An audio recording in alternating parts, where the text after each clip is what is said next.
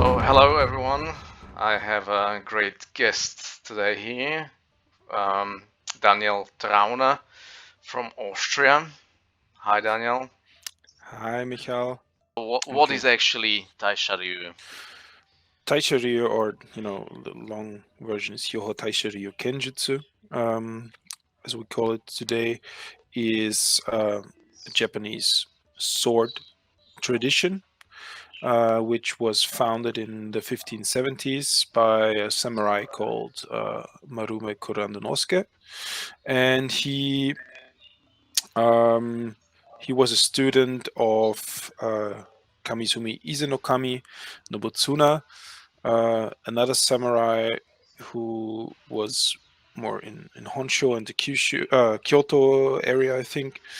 Um, and he was the founder of Shinkageryu. So he studied Kageryu and a couple of other systems, and then made Shinkageryu out of it. So the new Shadow School.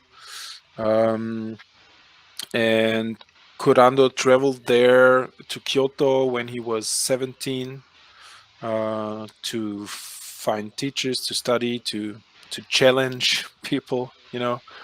Being a young samurai who wants to prove himself, and he challenged Kamisumi to a duel. And I'm not sure if he fought himself. He himself fought Kamisumi or one of his students, but of course he lost, and so he became his student as well. So he asked to become Kamisumi's student. He then spent a couple of years in Kyoto studying. He did some demonstration in front of the Ashikaga shogun together with Kamisumi. Then after that, he went back to Kumamoto and later founded. He was teaching Shinkaryu there, and at the later point in 1570s, he changed the name to Taisha Ryu Shinkage Kenjutsu, Shinkaryu Kenjutsu, and it was after the death of Kamisumi. The founder of Jigenryu also was a former student of Taisha Ryu, for example, which there's a connection there. So sometimes the Uchitachi of Jigenryu has some similarities to Taisha Ryu, for example. It's very interesting. And yeah, there is one line left of this, which is fortunately the main line connected to the Hitoyoshi area, so where also our founder Marume Kurando was based. And today we have the 15th generation with Uehara Eriko, and who is our Soke, and our head instructor is Yamamoto Takahiro, who was a student of the 13th Soke, and the 13th Soke was the grandfather of Uehara Sensei. Yeah, that's it. And today we are, I don't know,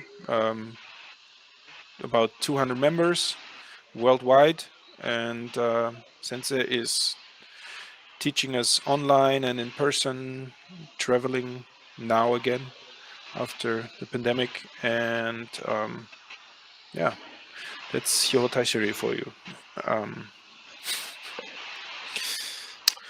But there are several groups in Taisha Ryu, in not only in Yatsushiro, where we are, or where the Hombo Dojo is, but there is one study group in Saga Prefecture, one in Osaka, one in Tokyo, and now since I think a few years we also have one in Hitoyoshi.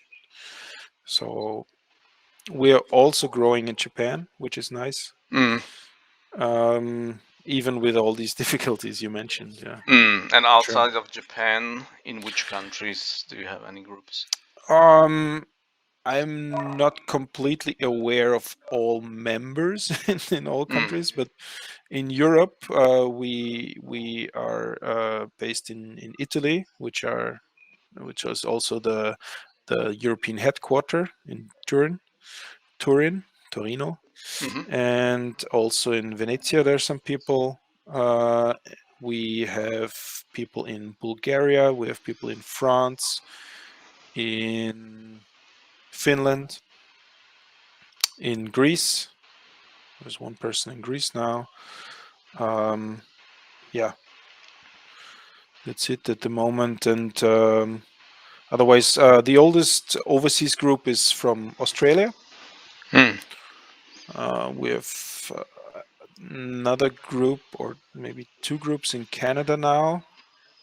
They will have their first seminar this year. So since it will travel there, and I think there's some single members in the US as well. But yeah, it's difficult to be alone and study this, because yeah, you need a partner. You have Uchidachi, you have Shitachi, and so you need the attacker and the defender, or the practitioner. And yeah, I think that's it. Sorry if I forgot someone, but please feel free to say hello in the comments. Yeah, yeah, okay, that's a good idea. Yeah, we can add them if we find out that you forgot anyone, we can add them in the information. Korea. We have Korea, some people in okay. Korea. Hello, Masaru. You mentioned that there was some kind of document recovered in a Yeah. shrine. So as far as I know, we don't have any exact date when it was founded. But we know it was so we don't have the exact year, but we know it must have been in the 1570s. And recently they recovered a document in the Aoyasu Jinja shrine, which is actually maybe from Bakumatsu period or something, which mentions a year. And I'm not 100% sure yet. Maybe it was 1571, 1572 or something. But yeah, we couldn't. It's of course not from the era in which it was founded, so there's some doubt left. But it's the first document that gives us an exact year. And so we wanted to do it last year, but still couldn't do it because of the travel restrictions. So it will be this year. Yeah, in 2020, when we traveled together as a group, as a bigger group from the Austrian members, we also had some exams there, and I did the third exam, which is like the Shoden Mokoroku version. And there's a total of 9, respectively 10 exams in Taisha Ryu, which when the 10th one is Minkyu Kaiden. And yeah, so it doesn't use the Q and Dan system, and it uses another one, an older one. Yeah. But No since wonder if it's from 1570. yes, yes. But Sensei often equates the exams to Dan exams. So when he's Mm. explaining it to someone, he says like, okay, you're doing the first exam, it's like a shodan, it's like a first dan. Yeah, that's it. And probably in September I plan to take another one. And yeah, many people will try to make exams there. It's a big event, and people from all over the world will be expected.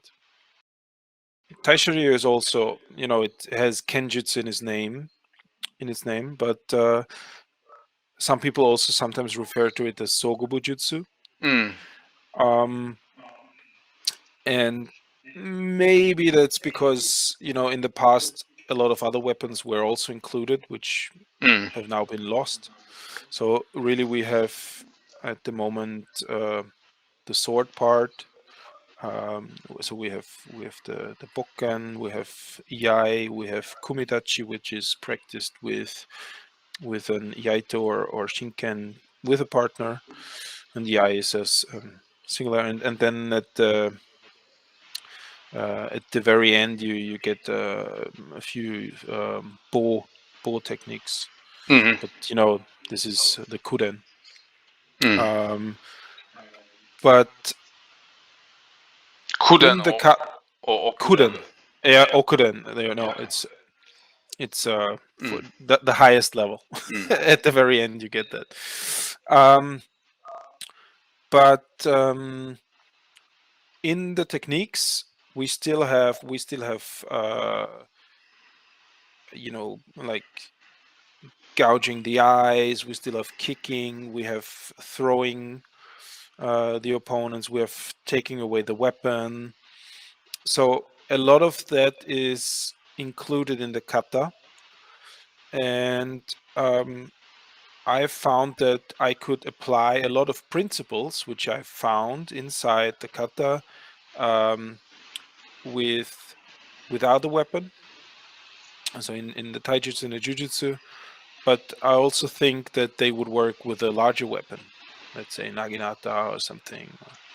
So it's really thinking about applying concepts on different right, about different distances. Mm. Um, so I think it's really thought through. That's my opinion at the moment.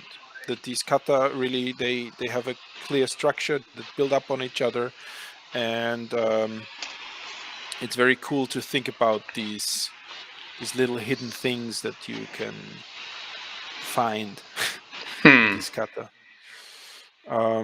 Yeah. Hmm. I think it's you.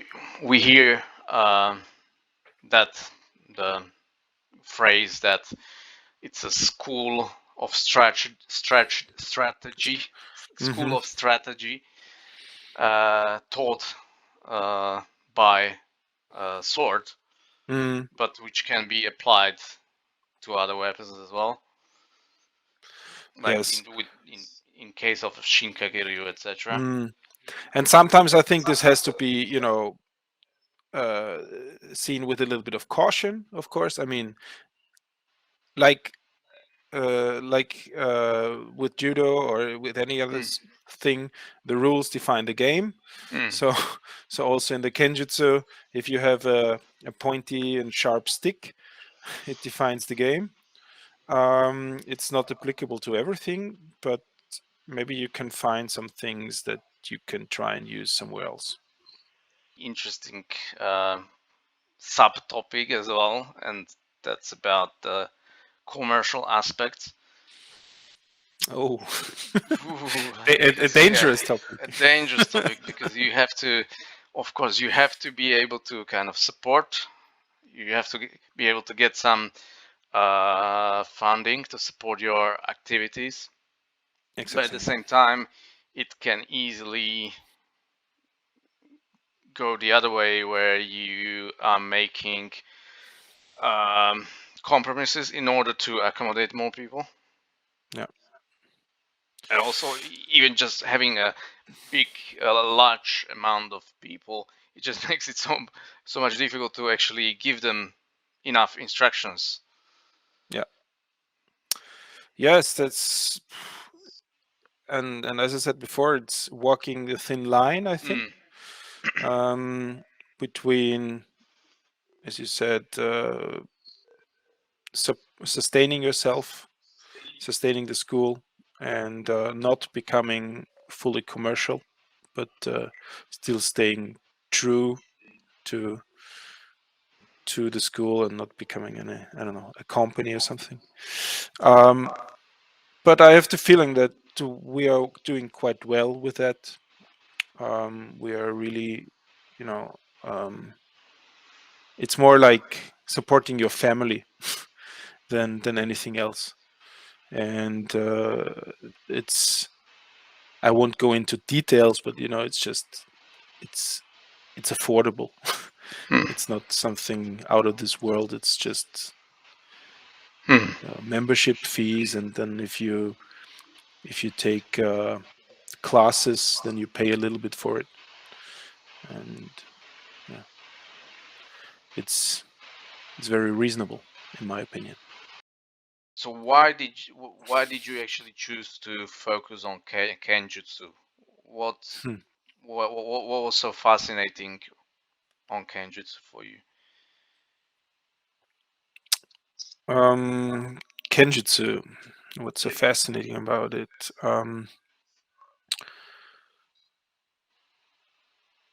I think there is not much room for error in Kenjutsu, so this makes it interesting, and I like the intensity of it. You know, not the physicality, but the intensity of it. If you really practice it and Like the you mental the intensity. mental intensity, um, and at some point it's fun. So I think that that's what it comes down to. So do what you like with the Mm. people you like, and the, what you enjoy. For me, it happened to be this, or to become this. Yeah, um that's actually a nice summary. Do what you like with the people you like. I don't know, yeah, and for some crazy people it's Kenjutsu. For other crazy people it's different things. It was really fun for me, Yes, for me too. and Thank it you. was very interesting as well to learn more about Taisha Ryu and a lot of other things. So thank you, and yeah, You're welcome. next time. See you next time. See you next time. Thank you.